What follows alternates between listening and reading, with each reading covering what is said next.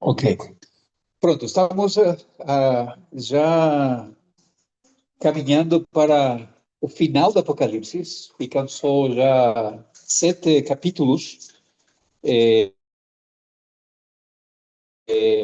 mas é importante nós lembrarmos algumas coisas daquilo que estávamos a falar.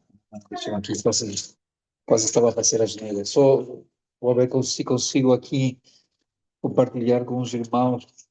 Ah, só para lembrar.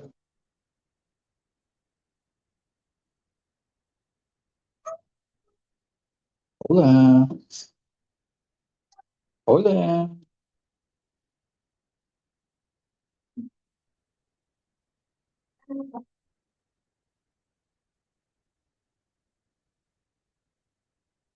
Sim.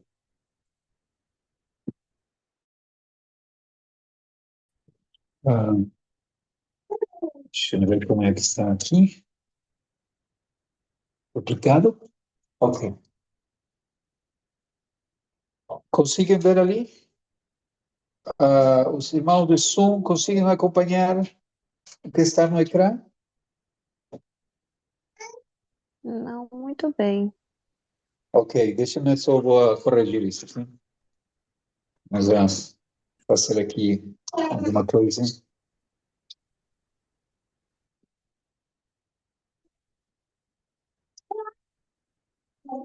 Agora? Agora sim, não é? Agora sim. Pronto. Aquilo que nós temos falado sobre Apocalipse é justamente a questão de que nós não estamos a ler Apocalipse ou nós não estamos a interpretar Apocalipse de uma maneira lineal. Sim, o que significa isso? Que seja uma maneira, uma série de acontecimentos acontecendo uma coisa detrás do outra. Sim? Porque, lamentavelmente, muitas das interpretações que nós temos é desse jeito, não é? A maneira que estamos interpretando Apocalipse é a maneira cíclica. O que significa isso? Que os relatos que nós vamos tendo são relatos que iniciam com um evento, encerram, mas aquele encerramento tem a ver com o reinício da história. Tá? Por isso que nós temos aqui as cartas às 7 igrejas, sim, se conectam com os 7 selos, que vão contar o relato da história desde a ascensão de Cristo, desde a ascensão de Cristo, não é? Mas que se entrelaçam com as 7 trombetas, porque a sexta trombeta acaba com o juízo, a sétima trombeta é o início do outro, da outra, do outro relato, mas é o mesmo relato contado com outros detalhes. Sim? É a mesma coisa que acontecia com o livro de Daniel. No livro de Daniel, nós tivemos um primeiro grande sonho de Nabucodonosor. Lembram que era a estátua? Sim, mas depois as outras visões, principalmente a partir do capítulo 7, eram repetições do mesmo sonho, mas com alguns detalhes, ou focando em coisas mais específicas. Não é? Então, nós temos 7 selos, 7 trombetas, nós já fizemos a conexão entre elas. Depois temos um interlúdio, onde aparecem 7 personagens, sim? E temos ali a besta que sai do mar, a besta que sai da terra, temos o anticristo, não é? Vai aparecer a grande meretriz, uma série de personagens que nós estamos a ver e nós vamos continuar a ver. E depois chegamos às 7 taças. A característica das 7 taças que nós vamos hoje a iniciar a falar é que ali já vamos caminhando para o final. E aqui, sim, já aparece o juízo final, que significa o final de todas as coisas. Então, nós estamos a falar da mesma história e nós vamos a fazer as conexões, não é, no texto de hoje, mas desde o ponto de vista do entendimento da história em ciclos ou em círculos. Sim? Consigo me explicar? Sim, dá para entender? Sim? Então, nós não temos relatos consecutivos como se fosse um livro de história, sim? Ou um livro de futurologia. O que nós temos é a mesma visão repetida várias vezes. Sim? E ainda mais se nós seguimos alguns autores nesse sentido, é a mesma história contada quantas vezes? 7 vezes. Sim. Sim, porque o número 7 é ali o central, é a história dos setes. Sim? E isso nós também vamos ver no texto ou no estudo de hoje. Falando do interlúdio, nós vimos isso no capítulo 14, é uma pausa entre aquilo que nos foi apresentado de capítulo 12, não é? O grande dragão, capítulo 13, as vestas e a marca da besta, não é? E no capítulo 14 é uma mensagem de esperança para a igreja. É interessante aquilo que, como que a visão, o João coloca a visão, não é? Parece terrível, há uma perseguição terrível para a igreja, mas ali, capítulo 14 nos lembra, e nós podemos ler rapidamente, o que continua, não é? Porque diz ali, João, e olhei, sim? E olhei, e isso vai ele repetir várias vezes, ouvi, e eis que estava o Cordeiro sobre o Monte Sião. E nós fizemos a conexão com o Salmo 2, que fala, eu porém, é aqui que o meu rei está sobre o Monte Sião. Então, há uma conexão ali, e com ele, o 144.000. O que eram 144.000? Testemunho de Jeová. Testemunho de Jeová? É isso, né? Ele não quer ajustar a sua doutrina nesse sentido, né? Eles estavam em um patamar superior, né? Falamos da igreja, ou dos crentes, dos dois testamentos, das duas alianças, a antiga e a nova aliança. Estamos falando da igreja de todos os tempos, representados aqui com os 144.000. E lembram como acabou o capítulo 13, sobre a marca da besta? Sim. E aqui diz, 14:1, que em suas testas tinham escrito o nome do seu pai. Ou seja, relembrando, irmãos, não se preocupem, não se preocupem. Os crentes, se são verdadeiros crentes, não podem ter a marca da besta.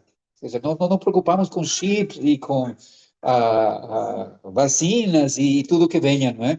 Não é essa a maneira. Porque se somos de Cristo, já temos a marca na nossa testa. Pronto, e há uma visão na confirmação nesse sentido. Quantos anjos apareciam? Que tínhamos estado a contar ali. Essa é a preparação para aquilo que vem no capítulo 15. Sim? Mas, de novo, aparece o número 7, como falando de que Deus está a completar a sua visão. Vamos ver, capítulo 7 capítulo 7, capítulo 15, fiquei com o 7, capítulo 15 de Apocalipse, sim?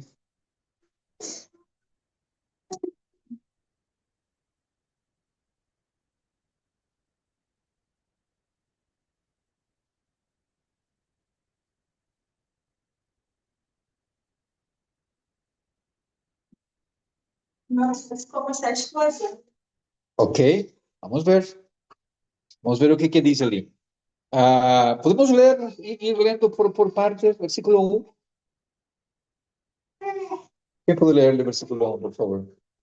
Eu vi um outro grande admirável sinal no céu, 7 anjos que tinham as 7 últimas pragas, porque nelas consumava a ira de Deus. É uma coisa interessante, não é?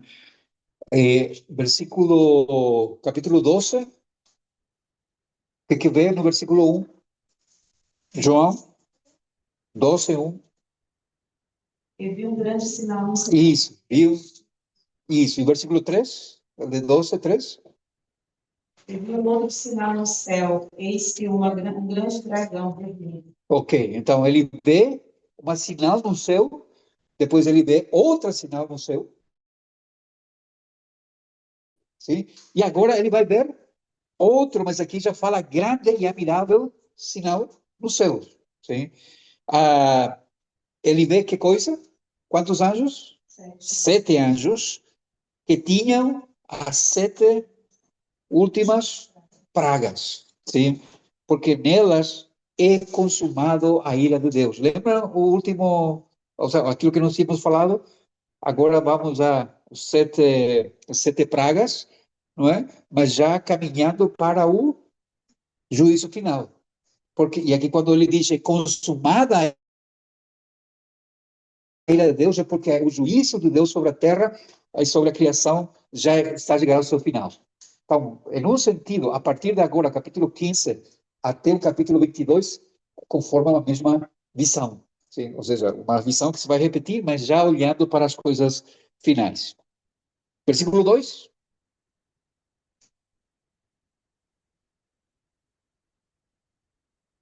E vi como que um mar de vidro misturado com fogo, e também os outros que saíram vitoriosos da besta, e de sua imagem e do seu sinal, do seu número, do seu nome, que estavam juntos ao mar de vidro, e tinham as sete harpas de Deus. O que é o mar de vidro?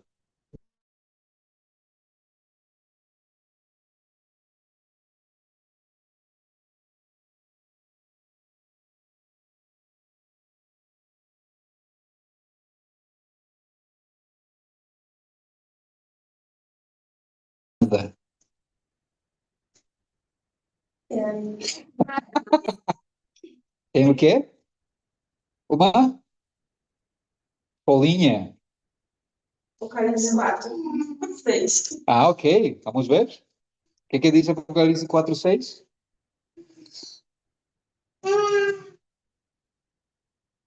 Adiante do trono, um com mar de vidro, semelhante ao cristal. Ah, interessante. Sim. Então, o que faz isso? Então, João está a voltar a um lugar específico. Qual que é esse lugar específico?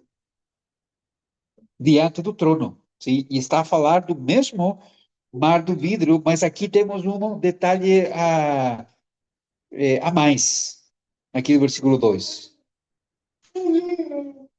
Mar de vidro misturado com fogo. E nós tínhamos falado que o mar de vidro representa a santidade de Deus, por isso que é cristal, é translúcido, dá para ver, mas aqui está misturado, a santidade de Deus está misturada com alguma coisa também.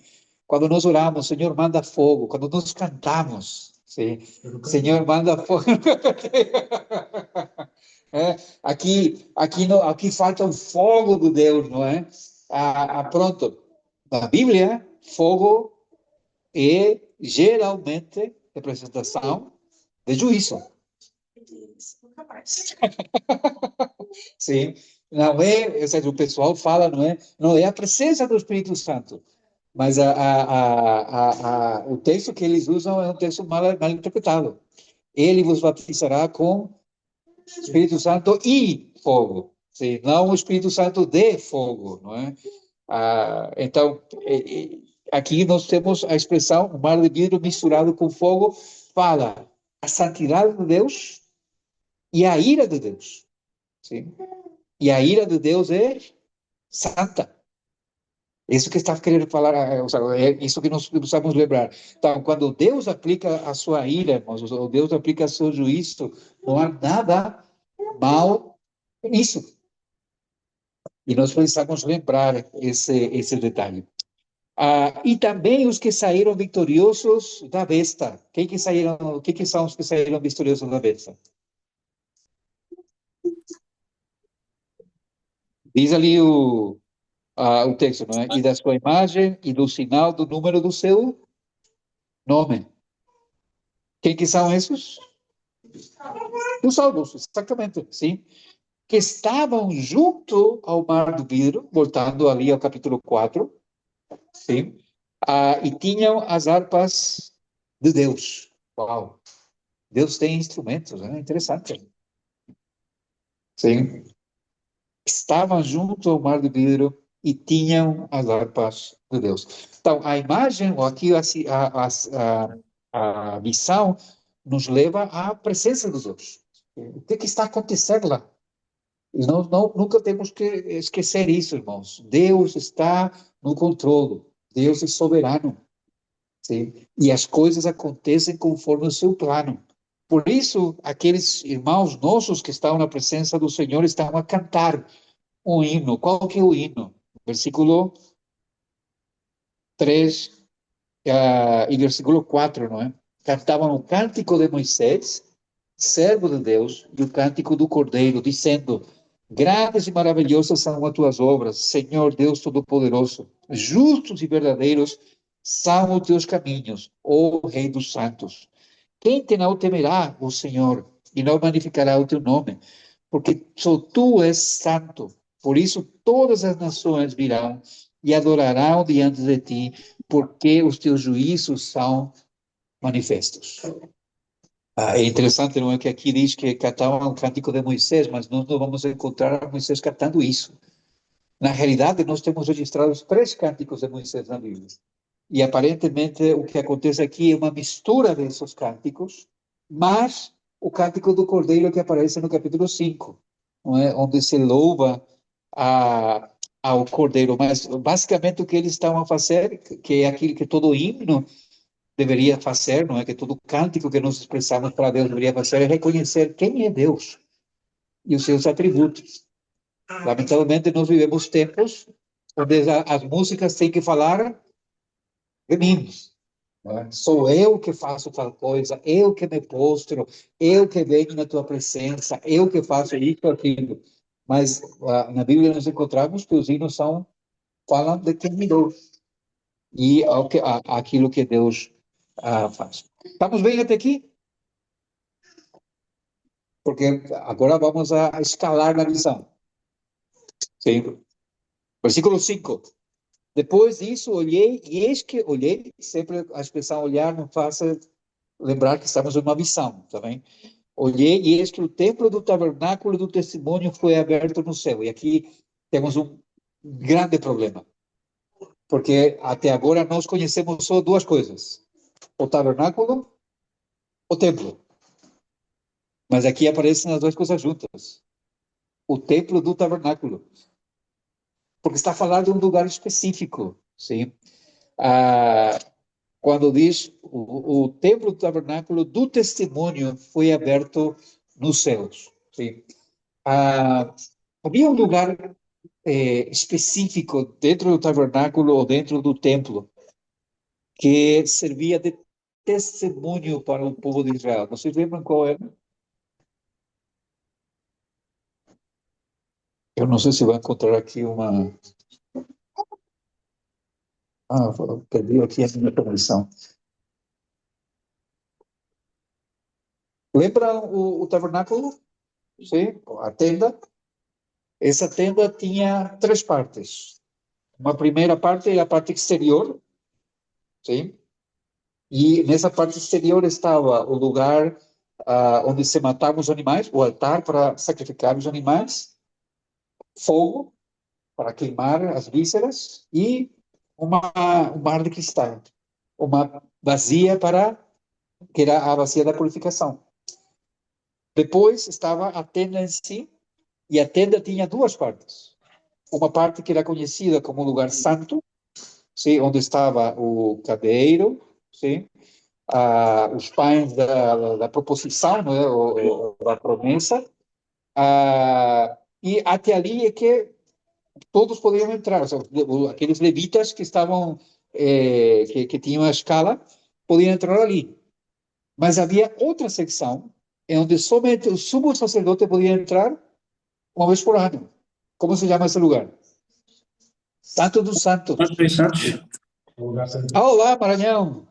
Ah, agora, é interessante que o que havia dentro do Santo dos Santos?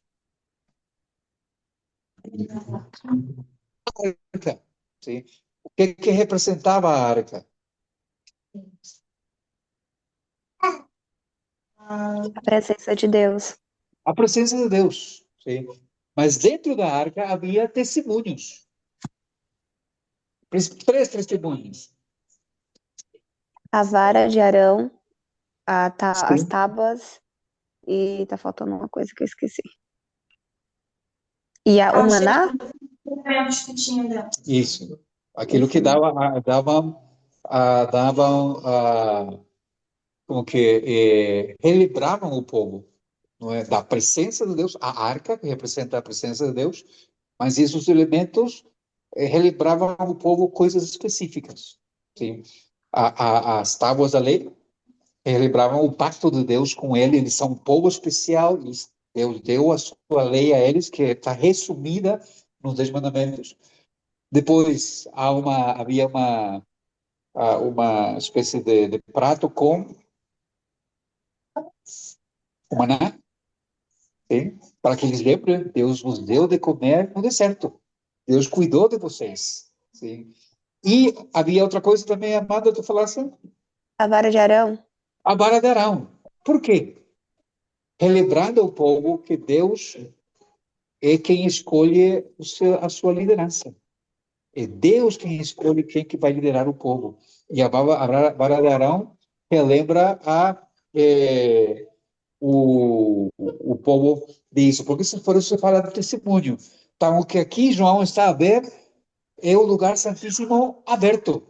Aquele lugar que somente o sumo sacerdote podia entrar uma vez no ano, agora, a partir da morte de Jesus Cristo, lembra o que aconteceu? Sim, o véu se rasgou de cima para baixo. Ou seja, é Deus quem abriu. Por isso que ele tem essa visão. E isso nos lembra aqui, não é?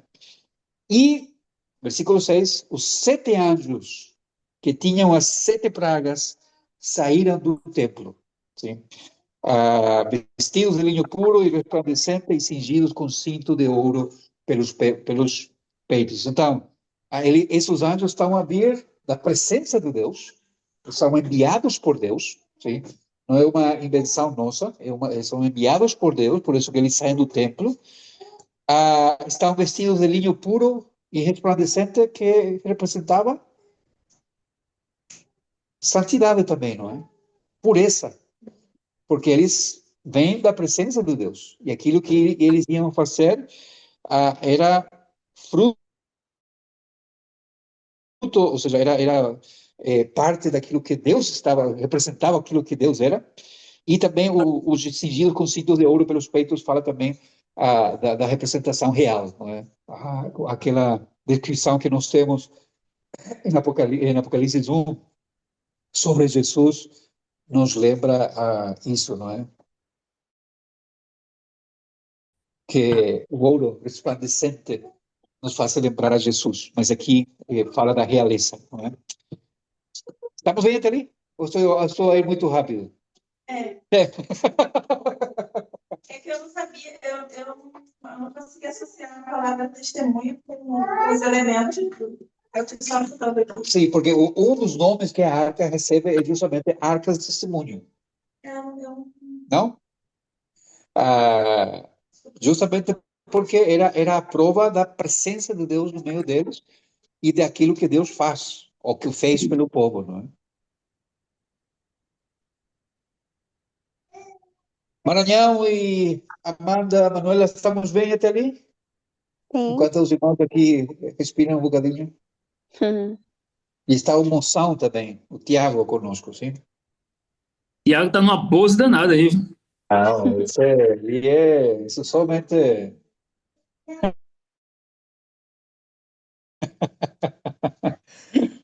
Pronto, irmãos. Continuamos? Estou tentando aqui, não sei o que aconteceu com o meu. Vamos ali, versículo 7. E um dos 4 animais, onde que aparecem os 4 animais? Quem eram os 4 animais? De onde que saíram esses 4 animais?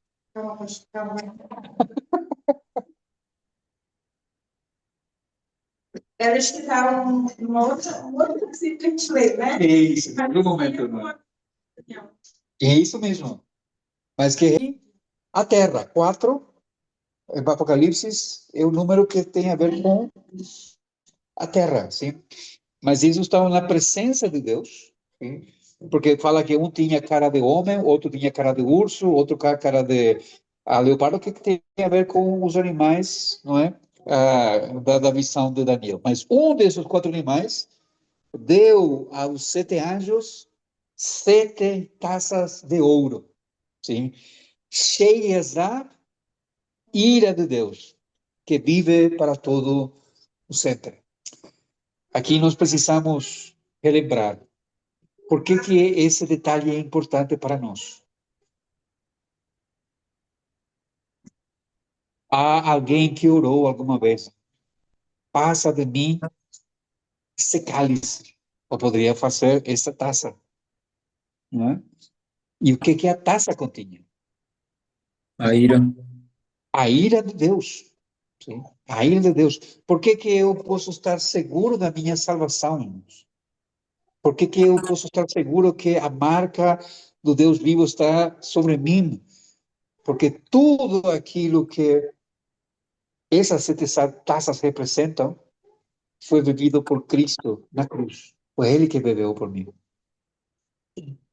Eu merecia isso, mas Ele bebeu por mim e me oferece a salvação. Depois nós vamos confirmar isso no capítulo 16, porque é um detalhe muito interessante que acontece ali, sim? E o templo encheu-se com a fumaça da glória de Deus e do seu poder, e Pastor, ninguém podia entrar. Sim, desculpa, irmão. me desculpa aí interromper. Não, não te desculpo, mas fala. É, eu não entendi essa questão da taça. Essa Pronto, taça aqui. aí se refere a Jesus Não, naquele dia? É isso? não. Essas sete taças de ouro fala que estão cheias Da ira de Deus. da ira de Deus. Sim? A ira de Deus se derrama sobre quem? Sobre os quatro seres viventes, é isso? Sobre o Não. mundo? É sobre, nós vamos ver isso, vamos chegar lá, mas é sobre o ser humano rebelde contra Deus. Mas será que vai cair sobre o crente também?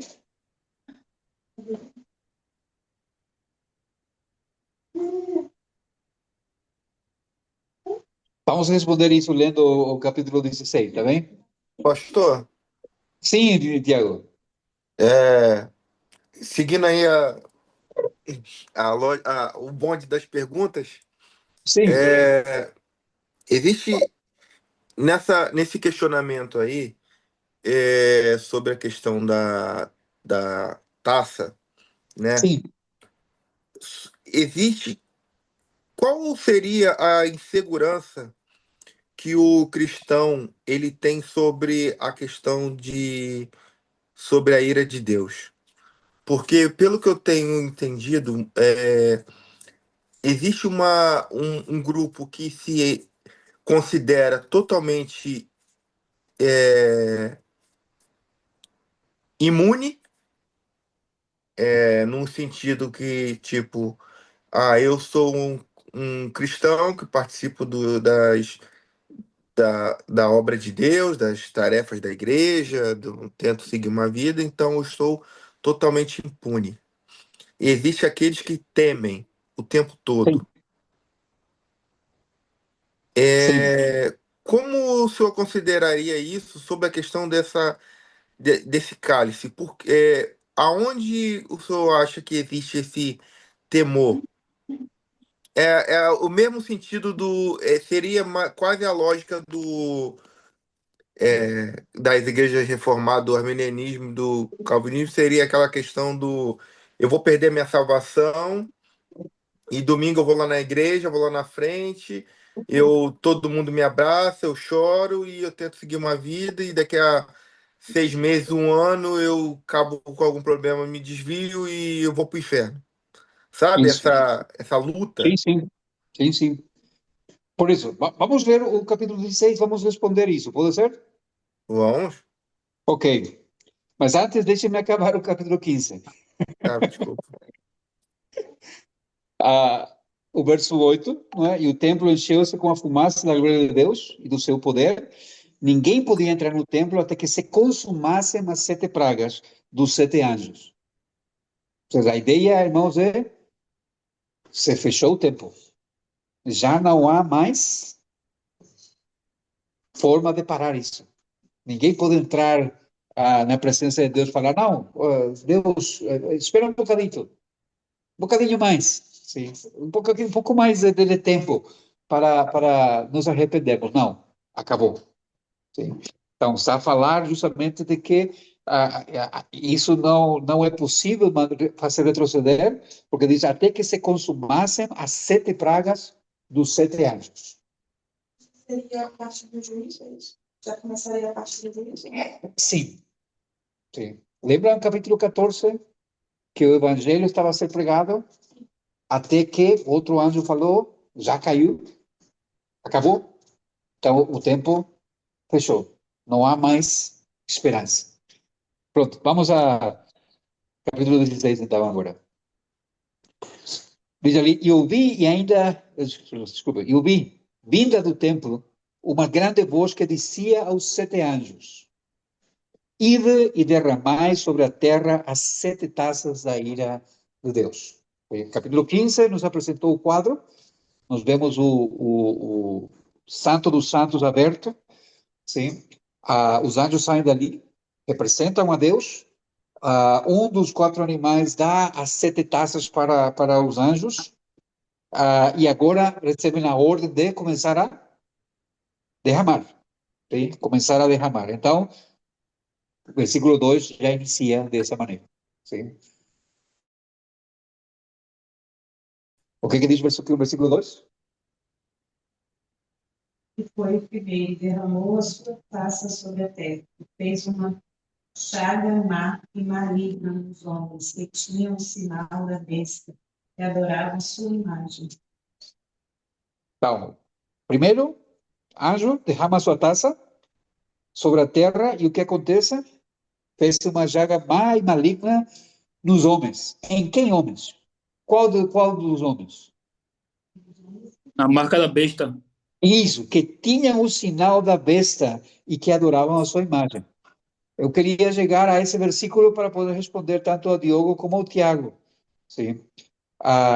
Onde que está o problema com aquela questão de nós dissermos que temos a possibilidade de perder a salvação? Significa, então, que o sacrifício de Cristo não foi suficiente para apagar a ira de Deus contra mim. Se eu posso perder, então o sacrifício de Cristo não foi suficiente.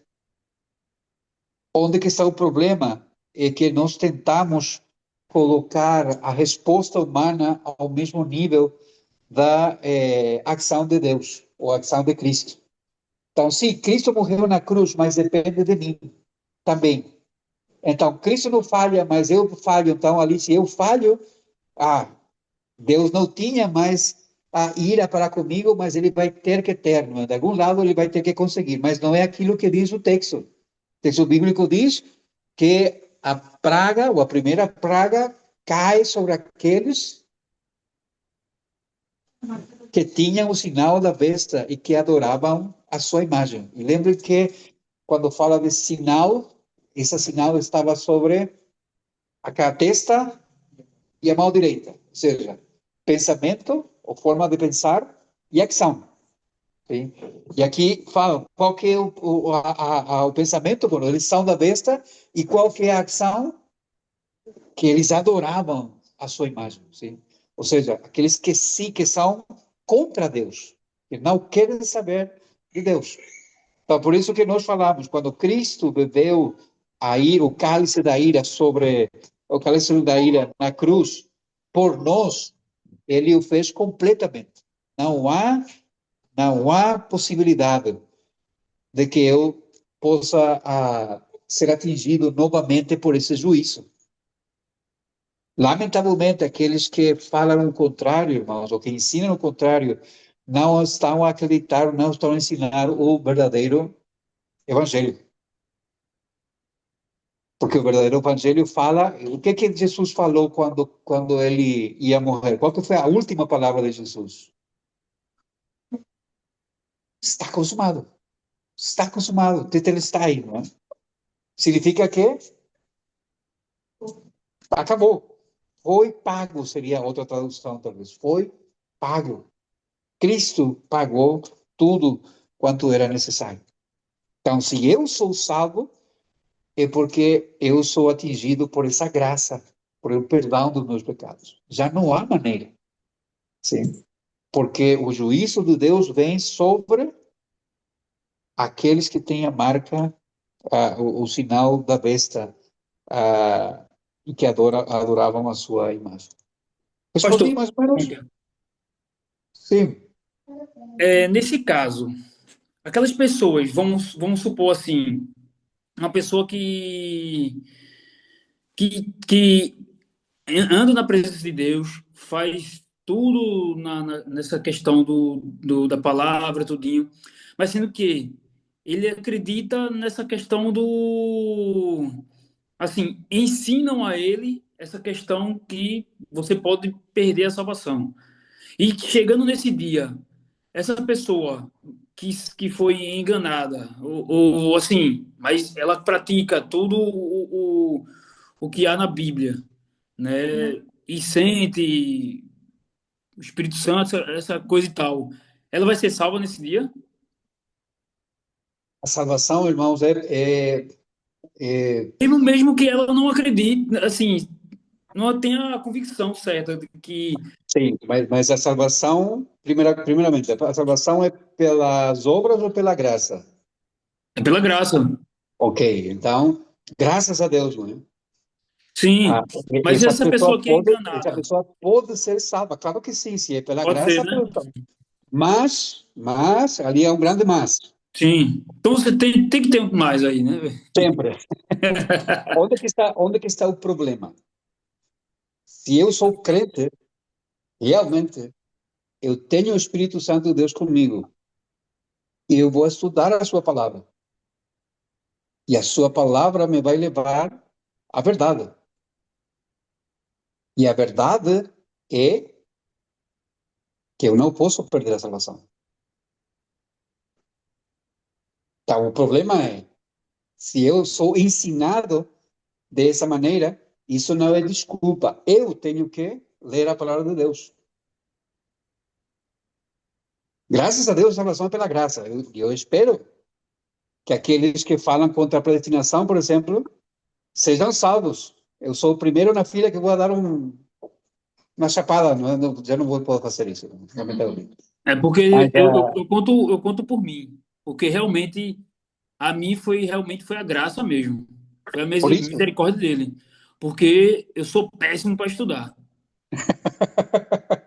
mas pronto, a questão é, Deus faça o seu trabalho. Agora, há salvos entre aqueles que pensam dessa maneira? Claro que sim, mas de novo, porque a salvação é pela graça. Mas isso não é uma desculpa. Eles vão ter que, eles e nós também, vamos ter que render contas a Deus depois. Vamos ser salvos, mas vamos ter que render contas. Então, tinhas a minha palavra em todos os formatos possíveis, de todas as maneiras possíveis. Havia um doido ali, um pastor doido que colocava o texto bíblico para ler, para ouvir o áudio até, não é? E até vai fazer um vídeo também com a Bíblia para aqueles que não conseguem, que querem ver só no YouTube, não é? Claro, o problema é que eu não sou famoso, essa é a questão. Ah, mas há todos os meios e temos o Espírito Santo de Deus. Sim? Então, não vamos ter desculpas. Qual que é a desculpa que eu vou apresentar? Está previsto. Sim, e a primeira, ou seja, nós que estamos a estudar Apocalipse, menos desculpa temos. Sim, mas de novo, esse é o grande desafio e essa é a grande preocupação. A questão não é o pessoal concordar ou não comigo ou conosco. A questão é o que nós fazemos com aquilo que a Bíblia ensina. Por isso que é tão grave, não é, quando nós falamos ou ensinamos coisas contrárias ou rejeitamos aquilo que a Bíblia diz. E nós podemos falar aqui sobre, por exemplo, a questão da predestinação. Não, isso não é bíblico. Fazemos com o que então? Com Romanos 9, Efésios capítulo 1, capítulo 2, Apocalipse. aqueles que tinham o seu nome escrito no livro da vida. Fazemos o que com esses textos? Esse que é o perigo. Esse que é o perigo, mas de novo, oramos para que o Senhor tenha misericórdia e abra. Deus nos dá o privilégio de nós ir aprofundando-nos um bocadito mais, mas ainda temos que aprender muito. Continuamos? Ficou claro sobre quem cai a primeira praga? Nos besta. Sobre as bestas.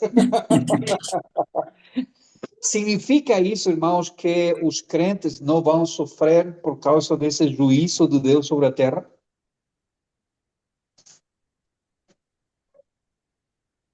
Sim. E a gente vai perceber esse técnico que diz aí. Como? Fala que vai. Sim. Ou seja, quando acontece uma pandemia, os crentes são ou não são atingidos? Sim. Sim. Mas no caso dos crentes, não é juízo. Até pode ser um trato de Deus. Deus está a tratar comigo, talvez uma hora específica. Mas não é um juízo. No caso dos descrentes, é juízo de Deus sobre eles. Percebem a diferença? E nós vamos ver mais adiante por que estamos a falar isso. Mas aqui deixa muito claro. Agora, a palavra praga, vos faz lembrar alguma coisa? Do Egito? Exato. E isso mesmo. Então, nós sempre falamos, não é? Para entender Apocalipse capítulo 12, nós precisamos de Gênesis capítulo 3, para entender ali o quadro. Agora, para entender essas pragas, nós precisamos de Êxodo. E relembrar as pragas que lá estavam, que era juízo sobre os egípcios. E o texto bíblico diz em Êxodo, não é, que nenhum dos israelitas foi atingido por essa praga. Uau! Uau! Deus protegeu o seu povo. Sim. E o que João está a fazer aqui, ou aquilo que João está a ver, é exatamente isso. Os que são do povo de Deus não são atingidos pelo juízo de Deus como juízo. E isso que nos faz lembrar aqui. Depois eu vou mostrar ao final, se consigo, se temos tempo, um quadro para fazer as conexões, tá bem? Mas é interessante essa questão aqui. Então, a primeira taça é chaga mais maligna nos homens, tá bem? Segundo anjo, versículo 3. O segundo anjo derramou a sua taça no mar e se tornou um sangue como de um morto. E morreu da alma do bem. Ok, sim, ok. Também faz lembrar, não é, aquilo que tinha acontecido no Egito, onde a água se converteu em sangue e morreu todos os peixes do rio Nilo, o grande rio que era até um deus dos egípcios também. Deus atinge isso. Sim? É interessante que aqui a primeira praga tem a ver com o físico, doença. Sim? A segunda praga tem a ver com alimento, que vem do mar. Sim? E se o mar é atingido, também a terra é atingida, no sentido, né, vai sofrer também. Mas o versículo 4, o terceiro anjo, derrama a sua taça onde? Então, é água salgada e água doce. Mas, então, é atingido toda a alimentação. Sim? Nós não podemos entender muito bem como que isso é. Mas sim sabemos que quando a alimentação do homem é atingida, nós sofremos. Sim? Quando há escassez, quando não conseguimos os alimentos, há um sofrimento. Sim? E aqui está a falar sobre isso. Sim? Versículo 5 diz: E vi o anjo das águas que dizia, esse anjo o último anjo que falou ali, justo é tu, Senhor. Lembre-se sempre disso, irmãos. Deus é justo nos seus juízos. coitadinhos, por que Deus permite que exista um terremoto, um vulcão, o maremoto, uma peste e mata tantos inocentes? Não, nenhum daqueles que morrem lá, a não ser que seja crente, é inocente. E Deus é justo. Isso que o anjo diz aqui: justo és tu, ó Senhor, que eras e has de ser, porque julgaste essas coisas. Visto como derramaram o sangue dos santos e dos profetas, também tu lhes desses o sangue a beber, porque de isto são merecedores. E ouvi do outro do altar que dizia: na verdade, o Senhor Deus Todo-Poderoso, verdadeiros e justos são os teus juízos. Sim. O Pastor, pastor, sim, opa, desculpa, acho que alguém estava perguntando também. É o Diogo que estava falando? Eu não falei nada. não, não, não, não. Opa, É a Miriam acho que que foi, está acho que foi um eco comentando. aqui, então. Acho que algum espírito está falando junto aqui. É, esse comentário que você estava falando sobre a Sim, questão do vulcão, sim. existe uma tendência muito grande no meio evangélico, que é, por parte de muitas pessoas, romantizar. Eu acredito nessa palavra, romantizar, as pessoas que não conheceram o evangelho.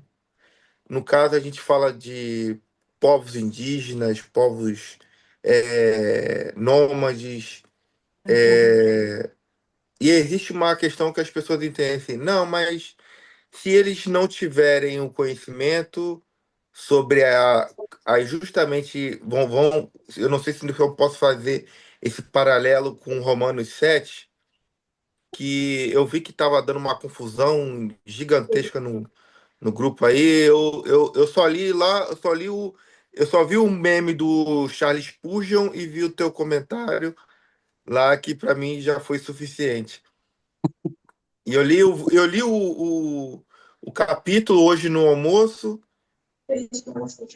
E eu fiquei ali porque eu falei com a Daiane, eu falei: "Ah, não vai dar para acompanhar, não, essa discussão", mas eu tentei, aquilo ali, reter o que é bom, né? Então, que eu queria chegar sobre isso? Porque quando Paulo fala sobre a questão que ele fala assim: eu, quando eu não conhecia a lei, eu não sabia que era pecado, sobre o que eu estava errando. Depois que eu conheci a lei, eu soube que eu estava pecando, né? Existe um entendimento. É, o que torna a nossa mentalidade de achar que algumas pessoas que não conheceram ou não tiveram oportunidade, elas teriam algum critério,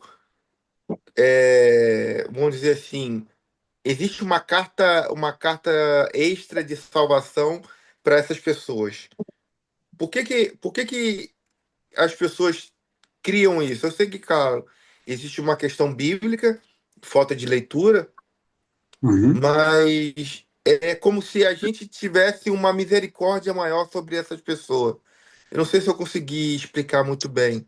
Perfeitamente. E eu gosto muito a maneira que colocas a questão, Diego. Onde que está o problema? Sempre é o mesmo problema. Sim, sempre é o mesmo problema. Nós temos mais cuidado do homem que de Deus. Esse que é o problema. Nós estamos mais preocupados com o ser humano que com Deus. Sim. Por essa questão disso, não é coitadinhos, eles não sabiam. Coitadinhos, eles não. Como que eles vão a fazer o bem se ninguém fala para eles? Ou como que ah, eles vão agir corretamente se não são ensinados corretamente? Mas o nosso medo tem que ser com Deus, não com os homens. E essa ideia parte justamente disso, não é? E é um grande engano, lamentavelmente, não é? Onde muitos crentes caem, no sentido de achar que o ser humano é inerentemente bom, ou seja, que ele é bom de por si. Então, a criança, por exemplo, o bebê, nasce e nós chamamos que ele é inocente. Mas pergunta à mãe, pergunta aos pais que têm um bebê, que quando ele ou ela descobre que para poder mamar tem que chorar, o que o bebê vai fazer? Isso mesmo, tá a falar contra a própria causa. E vai usar essa manipulação às vezes que seja necessário. Não interessa se tem fome ou não. Mas ele descobriu, ou seja, ele descobre que ele dá um grito e os adultos vão correndo a ver o que acontece, vai usar isso. Como que a Bíblia chama isso? A palavra mágica. É a evidência da natureza que o bebê já nasce.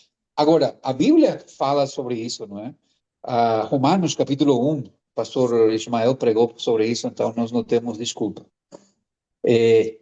Romanos 1, 18, se me chegar lá rapidinho, só para não ficar com as minhas palavras, sim?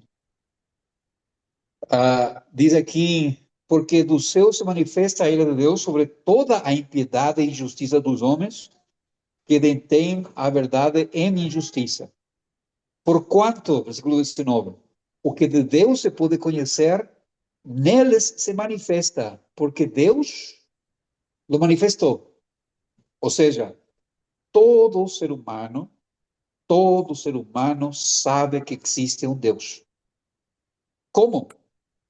Continua o verso 19. Verso 20, desculpa. Porque as suas coisas invisíveis, desde a criação do mundo, tanto o seu eterno poder como a sua divindade, se entendem e claramente se veem pelas coisas que estão criadas, para que eles fiquem inexcusáveis. Todo ser humano, indígena, africano, esquimal, não sei que outros. Brasileiro. Todo ser humano tem uma consciência de que existe um Deus. O problema não é ter essa consciência, o problema é o que faz com essa consciência. E Paulo vai falar o que o ser humano faz com isso. Porquanto, versículo 21, tendo conhecido a Deus,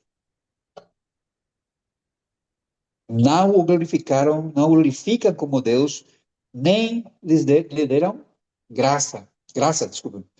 Antes, em seus discursos ou em seus pensamentos, não é, se desvaneceram e o seu coração insensato se escureceu. Dizendo-se sábios, tornaram-se loucos. A última evidência da loucura da humanidade se chama bebês.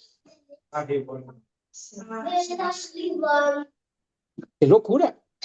É loucura. Mas não se espanta que vai ser uma lei para proteger os pais com bebês bonecos. Mas tu olhas para ali,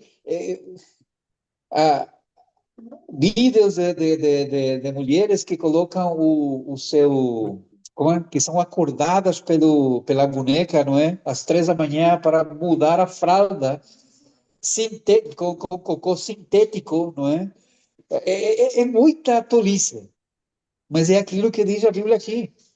Dizendo-se sábios, tornaram-se loucos. E mudaram a glória do Deus incorruptível em semelhança da imagem do homem corruptível, de aves e de quadrúpedos e de répteis. Por isso também Deus entregou as concupiscências dos seus corações à imundícia, para desonrarem os seus corpos entre si. E Paulo vai continuar a falar. Então, não há desculpa. Não há desculpa. O ser humano conhece a Deus. Sim? O que tem que fazer é negar esse conhecimento. Sim? Negar. Essa que é a questão. Mas isso só manifesta a rebeldia do coração do homem. E Apocalipse 16 nos vai ajudar mais ainda nessa ideia. Estamos bem? Alguma questão aqui? Ainda Podemos fico, continuar? essa questão de Tiago aí, eu Diga, ainda fico assim, um pouco meio que confuso em que em, sentido? em relação a. Pronto, dou um exemplo, ao indígena. Sim, Se ele tem ali, ele sabe que existe um Deus, né? sim. Mas como é que ele vai saber da palavra em si, desse Deus, saber sobre ele, Como que tu soubeste desse Deus? através do ser humano, da gente aqui, das pessoas que realmente vão à cidade, assim, entendeu? Como eu tô falando desses indígenas, vamos supor, pô, tem uma tribo aí que não, nem recebe nem gente lá, porque se chegar gente lá, eles mesmos matam, Sim. entendeu? E ali já está a expressar o seu coração, não é? Sim, mas como é que eles vão saber desse Deus? Eles sabem, por causa, ou seja, toda a cultura indígena tem uma ideia de Deus. Sim, mas como é que eles vão saber desse Deus aqui, que a gente Por estuda? isso, a nossa questão é como que a palavra vai chegar. Mas, de novo, lembrem, irmãos, qual que é o processo de salvação?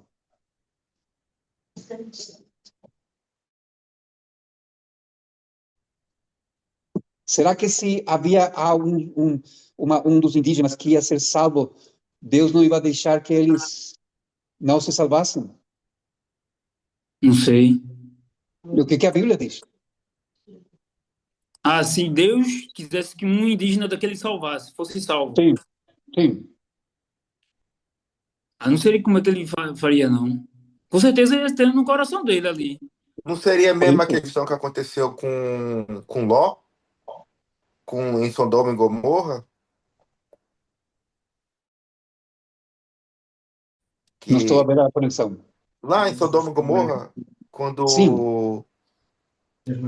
se existisse um justo sequer, Ah, ok. Sim, é isso mesmo. E Sodoma e Gomorra foi salva ou foi destruída? foi destruída Por quê? por causa do pecado do homem. Sim, mas Jó Era não justo. era justo. Jó, Sim. Lot não era justo. Não era que Deus prometeu que se ia salvar. O texto bíblico esclarece que Lot foi salvo por causa da promessa que Deus tinha feito a Abraão. Sim. Ainda que depois você vai falar de Lot como justo. E fala que ele orava. Ele foi salvo. De novo, por graça. Não pelos seus feitos. Esse que é o problema, irmãos. Foi por graça. A mulher dele é um homem abençoado, não é? Engraçado. E o que aconteceu com a mulher? Curioso. Não, não é mulher curiosa. O problema não foi curiosidade. O problema foi ele queria voltar, ela queria voltar. Ela queria, por isso que o mandato era vai para lá, não olhe para trás. O que ela faz? Ela De viu o novo. Norte Shopping. É isso, o shopping estava lá, né? Ela lembrou do shopping e olhou para trás. Mas a salvação sempre é pela graça, irmãos. Sempre. Claro que o meio estabelecido a partir de Cristo é a pregação do Evangelho. Mas se Deus quer que uma nação, um grupo, seja o Uma que for, pessoa. seja salva, Deus vai salvar. Por isso que a salvação é totalmente de Deus, não do ser humano. E ali que surge o problema, é aquilo que Tiago estava a falar. Pronto, agora entendi perfeitamente agora. Essa que é a questão, é Deus quem permite a salvação. Deixa-me contar uma tribo, sim, só um momento, professor. Não esqueça, anota ali, segura. Ah, há uma tribo indígena, havia, ou seja, ainda há, mas naquele tempo, no Equador, eles não tinham contato com branco, ou seja, o ocidental. Né? uma equipa de missionários chegou perto deles e eles viram essa tribo. Então, eles fizeram o impossível para chegar até eles com o evangelho. Mas primeiro tinham que fazer um contato. Então, eles voavam em cima do lugar onde estavam os indígenas, não é? Jogavam coisas, alimentos e tudo mais. Depois, 5 homens, foram perto de onde estava a tribo, não é, com o avião, e os indígenas estavam a observar eles. Quando eles se aperceberam disso, tentaram entrar em comunicação. Sim. Quando os indígenas vieram, não é, eles tentaram dar uma coisa, dar comida, dar um presente e tudo. Sabe o que os indígenas fizeram com eles? Mataram? Mataram os 5. Mataram os 5. Sim.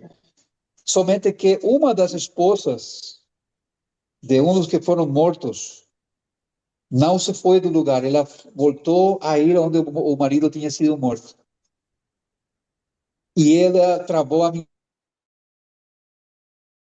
amizade com uma das mulheres indígenas. E ela protegeu a missionária. Ela morou no meio deles com seus filhos. Sim. E o homem que tinha matado, o indígena que tinha matado o seu marido, se converteu. E ele é pastor agora. Queria Deus que dessa tribo se salvassem pessoas? Sim. Mas matou 5 missionários para isso, irmãos. E nós estamos preocupados com o ser humano. Quando Deus vai usar o que seja necessário para fazer chegar a mensagem de salvação. E nós temos exemplos bíblicos disso. Paulo, o etíope, pastor, desculpa, eu começo a pregar e esqueço. Não, mas era isso, eu ia tocar nesse assunto, Pedro. Quando nós estamos como é que vai acontecer, lamentavelmente nós caímos muito na tendência de achar como que a solução é algo para outros resolverem.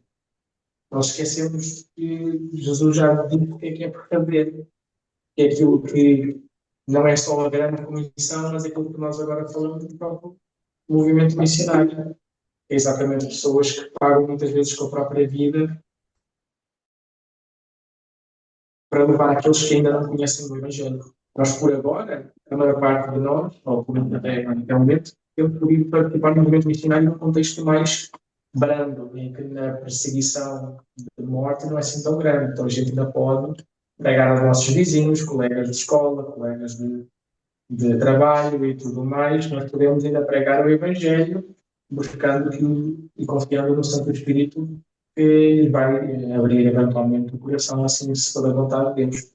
Mas também não podemos esquecer que exatamente no nosso financiar e custear e ser fiel ao Senhor com os nossos dízimos e ofertas da nossa igreja local, e por sua vez, dentro desta gestão, depois canalizar também esses fundos e apoiar e missionários que já começamos, ou o movimento que já está a acontecer, exatamente de levarem, que estão a levar a palavra a povos desse género. É aí que nós estamos naquilo que estamos a ser obedientes ao que o Senhor nos manda fazer, nós estamos a fazer, porque a vida cristã não se resume a sermos bonzinhos e não tem que ver com vir à igreja meramente ou tomar a ceia e dar o dízimo por si só. A vida cristã é morte, é cruz.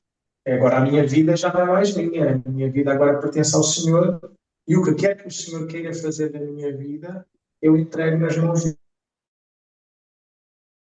dele, que me ama, muito mais até do que eu posso amar a mim mesmo na minha pecaminosidade. E por isso é que até o Senhor lembra, aquele que quiser não é, salvar a sua vida, perdê-la. Aquele que perder a sua vida por amor de mim, estará. Então é isso, se nós queremos que portamos, e isso é legítimo e é necessário, mesmo no meio das nossas igrejas, que nós tenhamos mais lágrimas nos nossos olhos por aqueles que se perdem, sem ainda ter o privilégio que nós uma vez tivemos de ouvir a palavra do Senhor, Então temos que, como em todas as coisas devia ser, arregaçarmos as mangas e percebermos o que é que nós podemos fazer para inverter isso no bom sentido. É isso mesmo, é isso mesmo. Estamos, Maranhão, Tiago? Perfeito. Ok. Deixe-me só avançar. Não vamos poder encerrar hoje o capítulo 16, mas nós podemos retomar a semana que vem. Mas eu quero ler versículo 8 e 9 para que nós tenhamos a prova daquilo que estamos a falar, irmãos. Versículo 8 diz: o quarto anjo, lembrando, o primeiro era doença, não é? Malignas. O segundo, mar. Terceiro, rios. Quarto, o quarto anjo derramou sua taça sobre o sol e foi-lhe permitido que abraçasse os homens com fogo. Sim? Ou seja, que atingia mesmo. Ou seja, aqui que é o calentamento global, o aquecimento global mesmo, não é? E olha a resposta dos homens, irmãos. Versículo 9. E os homens foram abraçados com grandes calores e se arrependeram dos seus pecados. Amaldiçoar foi o nome de Deus, isso sim. Por isso, ou seja, o que nós deveríamos fazer quando reconhecemos que vem o juízo de Deus sobre as nossas vidas? E blasfemaram o nome de Deus, que tem poder sobre essas pragas, e não se arrependeram para dar-lhe glória. É justo o juízo de Deus, então? O que acham? Justo. É justo? É justo? Porque, ou seja, muitas vezes temos a ideia, não é? Mas e se Deus lhes der essa oportunidade de eles se arrependerem, eles se vão arrepender. Irmãos, eles não, aquele que não é de Deus não quer saber de Deus. Não quer saber de Deus. Sim? E isso, a partir de aqui em diante, mas não vai ser uma vez que acontece, várias vezes. Como que nós traduziríamos isso ao nosso tempo? O que o pessoal fala? Se existe Deus, por que ele não faz alguma coisa? Ou por que ele permite? A resposta é simples. Porque tu não queres se arrepender. E tu não queres reconhecer a Deus como o teu Deus. Simples. Então, de isso que Romanos capítulo 1 estava a falar. Que Deus o entregou, diz, não é? Para que eles se aprofundem mais e mais no seu pecado. Para provar que Deus é justo. E que eles façam as coisas justamente. Aqueles que recebem o juízo, o recebem porque merecem. Aqueles que não recebem o seu juízo, não o recebem, não porque não merecem, mas por causa de Cristo. Mas nos dois casos, Deus continua a ser justo. Ele derramou a sua ira sobre o seu filho. Cristo bebeu a ira que nós merecíamos, não é? Por isso que nós precisamos levar a sério essa questão. Ser cristão, irmãos, não é coisa leve. Ser cristão é reconhecer, eu merecia isto sobre a minha vida. Mas pela graça de Deus, pela misericórdia de Deus, Cristo me libertou disso. Ainda que, eu reconheço, continuo a lutar contra o pecado. O pecado ainda está em mim. Mas, graças a Deus, por Jesus Cristo, nosso Senhor. Romanos 7:25. Voltando a Romanos 7. Não? Pronto, paramos aqui, irmãos. Alguma questão mais? Não há perguntas erradas, irmãos. Perguntem, questionem tudo que seja necessário. A única coisa que eu peço é não coloque com sua pergunta, eu acho. Porque o achismo não é prova. Nós precisamos nos submeter àquilo que a Bíblia diz. Alguma questão? Me fazem lembrar, por favor, próxima semana que nós vamos continuar a partir do versículo 10. Chegamos até o 9. Vamos ver se consigo marcar aqui, sim?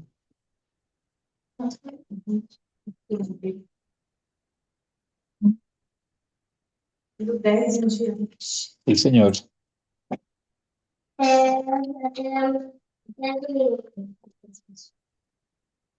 Estamos aí?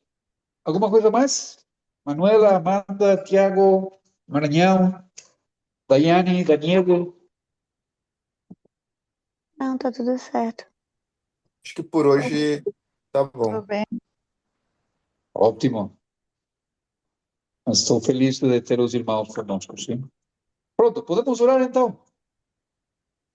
Deixe-me Amém. só parar aqui a gravação.